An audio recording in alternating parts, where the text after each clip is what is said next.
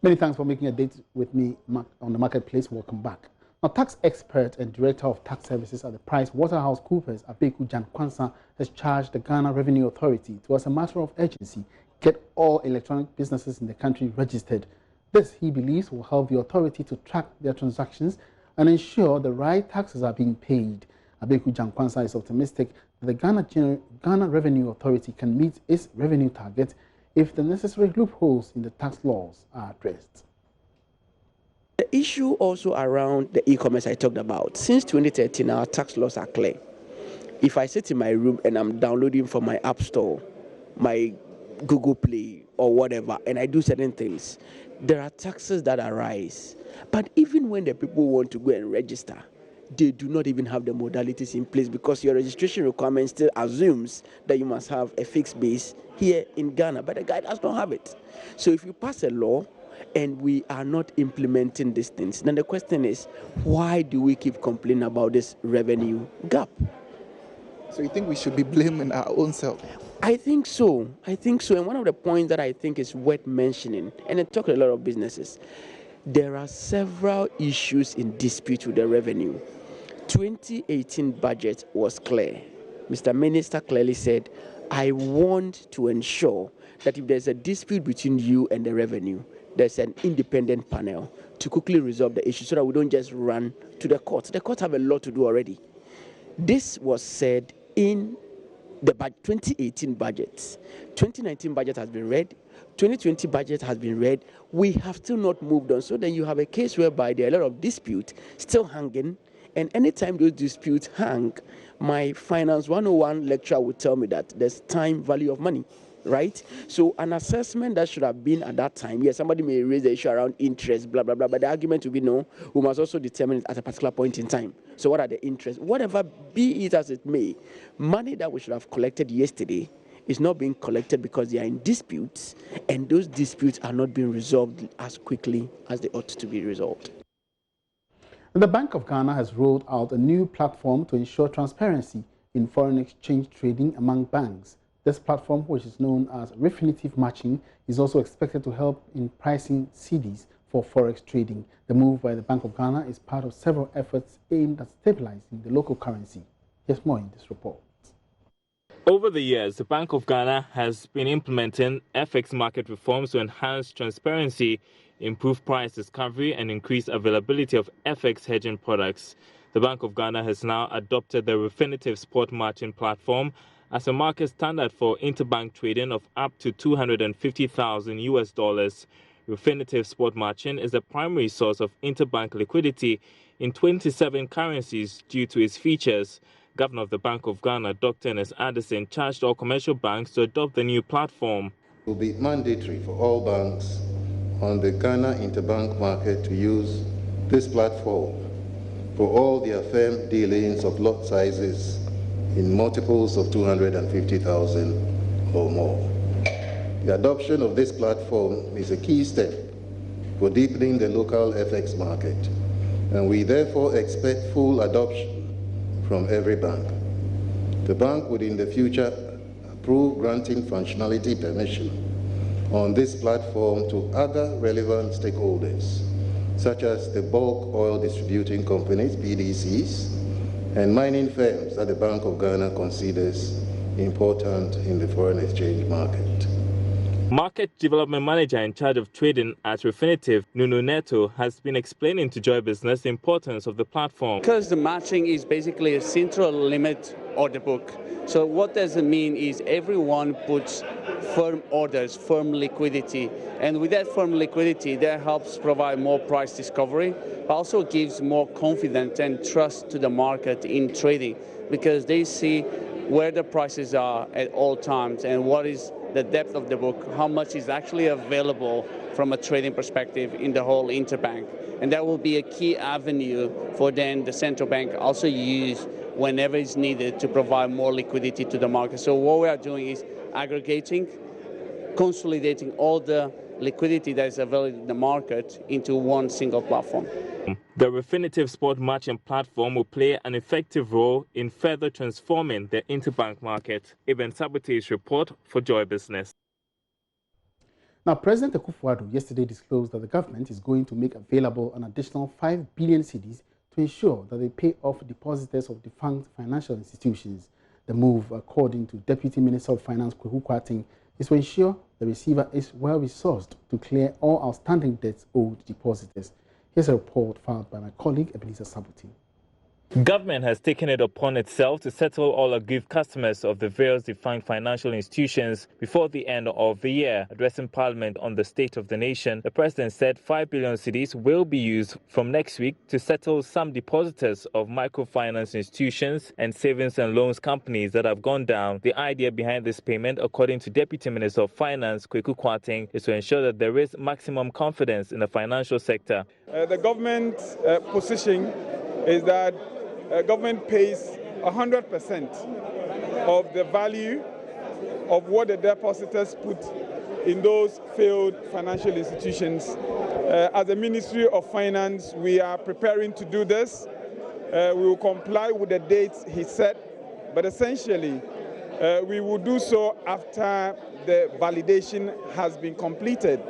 Mr. Kwarteng also assured that funds have been provided for the payment, but additional funds will be raised where necessary. Yes, there is space for this, but we would look at what gap will arise in terms of available resources for this particular expenditure and the real extent of the expenditure. We would look at the gap and see how we will fill it. But the important thing for depositors is that government has made a decision to pay everybody. So far, government has disclosed that the cost of the financial sector cleanup is around 13 billion cedis. Ibn Sabuti's report for Joy Business.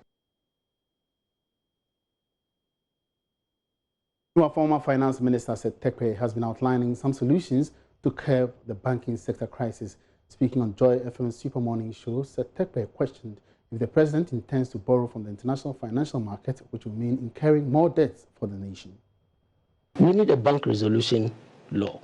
A bank resolution law is how do you resolve a problem as it emerges so that you don't take panic actions.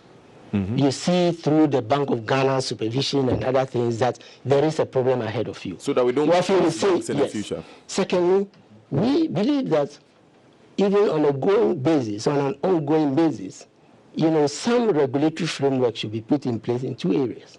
One, bad debts and things should be quantified and put, in a sort of account and managed, right, to allow for, gradual cleanup, of the banking sector than the one big bang. The other thing is that if you look at the context, we are asking banks to raise 400 million, from about 120. It was going to be 230, 250, 230, then 400 million. This, against the background, and for the local firms, local banks in particular, the foreign banks, they have, their parents outside, stronger economies who can bring in this money. It's difficult to raise even the 400 million. Today we are told that debt is being converted to equity. We have to establish GAT for some banks, who are also local. I'm saying, why don't we take a gradualist approach and say, giving projections as we all do, statistical service and everybody, banks will require 600 million to be solid, 750 million to be solid. And instead of waiting and giving them, say, 6 months or so to raise that money, we could do it on an annual basis. And so President Akufo-Addo said a lot about the financial sector in general at the State of the Nation address yesterday. And although clients of collapsed deposit-taking institutions have been promised a 100% payment of their locked-up funds upon validation, the issue of fund management firms did not come up. Group Head of Data Bank, Kojo Ademensa, has been exploring why the silence and whether industry players are shocked. Industry. Well, I didn't listen to the address. I was in meetings, but if the president did say that, that's really good news. It gets people, expectant. But if he didn't mention anything within the fund management space, I would wonder why. Because I don't know if the promise is to do with only the commercial banking area, and because the regulator within the fund management industry hasn't finished the work that they have to do, so maybe they are not able to come out boldly to say what, because the licenses were revoked just in November 2019, and there's a lot of work that needs to go in to do the reconciliation and to check whether the veracity of claims and all that. So maybe that is why that wasn't explicitly mentioned, because on the banking sector cleanup, you recall, I mean, if you're talking as far back as DKM, that is a 2016, 2017 matter, and that's 3 years down the line before such a bold statement is being made. So if for our industry, the licenses were revoked in November, maybe before such a bold statement will be made, it may take some time, because there's a lot of work that has to go on to do the reconciliation and check veracities before you can come out and comment. And from DKM days, is that a feasible thing that the president will want us to believe that it will happen? I'm sure they know what they are talking about. I don't have all the numbers with me. I don't have all the facts with me. But it's a couple of billions of cedis, I would envisage. So, yes, if the president has said that, I mean, we must hold him to his word. Away from that, thousands of households along the coastal belt of Ghana heavily depend on marine fishing. Over the years, there have been some concerns about low catch due to illegal light fishing activities. This has not only left the once vibrant industry on a lifeline, but also threatened the livelihoods of players along the value chain. Charles Aiti visited the Tema Fishing Harbour to assess the situation and has the rest of the story. It is a sunny morning, and the smell of fish from the Tema Fishing Harbour sets the day ready for a busy market. Some fishermen just landed from a long day's catch. I can count 6 of them pulling nets from the sea. It's been a slow catch day, they lament. No catch than the they don't save the fish, no fish come outside.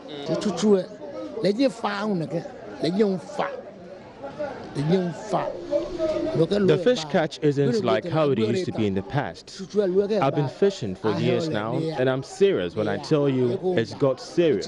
In the past, we had so much fish that we even leave some to escape to the seas. Now we kill and sell them all. It's much of a worry. Fish has now become very expensive. 78-year-old Achite Ama tells me. With a complete value chain at this harbour, any shortage of fish hits hard on fishermen, fishmongers, and even buyers. When you visit the Tema Fishing Harbour, so many people come around here to purchase fishes, but as you can see behind me, the entire market is kind of dull. Fishmongers here tell me that it's due to the low catch, which is having an impact on their sales and increasing prices in that regard. Very, very expensive now. How much is it going for? It's every fish at its price. So fish, we used to buy the whole basin for $350, maybe $280, but now it's $400. Yeah, and the butterfish too is getting expensive in the grouper. We used to buy $700 the basin, but now it's $1,000. People don't come like the way they are coming all that time. Now our markets are going down. So the fish don't come as they come. They said they will close the season, that the fish will come. But after they close the fishing, they open, we don't see anything. Ghana's fishing industry is heavily reliant on the availability of premix fuel, with about 800 fishing boats scrambling for a tank of premix fuel. Ozumana Ashite sells premix fuel at the Tema Fishing Harbour. Fishermen are more than the available drums of premix fuel. Here at the Tema Fishing Harbour, we have over 800 fishermen scrambling over 50 barrels of premix. You can imagine what this brings. Price wars and smuggling, he says. Even though Ghana's fishery sector contributes close to 4.5% to annual GDP, threats such as illegal fishing, smuggling of premix and climate change have left the sector on a life support. Director of Ghana's Fisheries Commission, Michael Arthur Datsi, outlined to Joy Business some interventions being introduced by his outfit. We had a consultant to carry out research for us in having designated areas to protect which we call marine protected areas. It's also part of measures to revamp our stocks. From the shores to the land, Ghana's marine fishery industry continues to face stark challenges. From a low catch to the non-availability of premixed fuel, the fisherfolk here at the Tema Fishing Harbour want drastic interventions to aid in them having to make the best of profits and, of course, have the best of catch in the long run. For Joy Business, I'm Charles Aite reporting. It's live on the marketplace. We're taking a short break here. We'll be right back after this.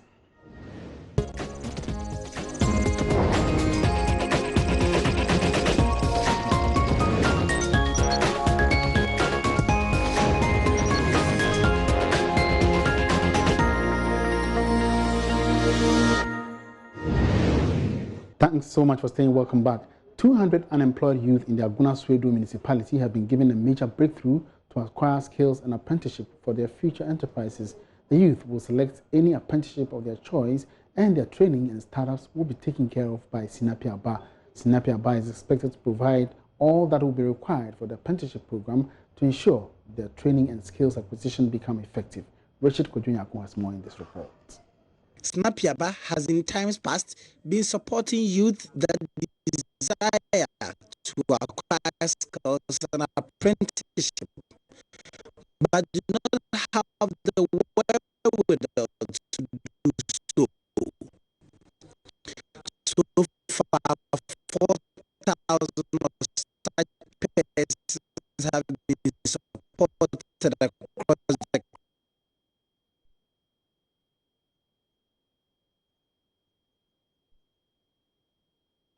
We sincerely apologize for that. Now, a former provost of the College of Engineering at the Kwame Nkrumah University of Science and Technology says prioritizing science and technology is crucial in achieving the Sustainable Development Goals. Professor Francis Yao Momade observes the goals were fashioned out with science and technology at the heart of the objectives. He was speaking at the leadership conference of the College of Engineering in Kumasi. Professor Momadi says lack of political will has stagnated scientific research in the country. He believes substantial funding will reverse the situation. If you take, for example, the one with water, right, you will realize that this country can make an input to make sure that our water resources are okay and to be sufficient for the coming generation. There are ways to go about it, and you use science and technology for that. Or those people in rural communities that are not drinking good water. I think what I see lacking is that, to me, what I see lacking is the state, because if I say government, people will say against, you know. So let me say the state. The state is not able to provide for water, good drinking water for all the people. And it's possible to use science and technology to do so.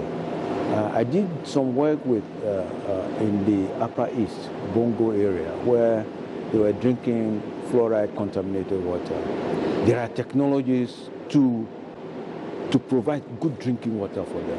So the question is, will the government be willing to provide the funding to provide good drinking water for them? That's the question. If you look at the technology is there to do so. The Leadership Skills Lecture Series, in its second edition, is meant to equip students with skills to be champions of innovation and industry. College Provost Professor Mark Adoma Samoa and Dean of the Faculty of Mechanical and Chemical Engineering, Professor Yao George Obeng, took turns to speak. We realize that there are some skill gaps that we need to address. And one of those skill gaps has to do with leadership.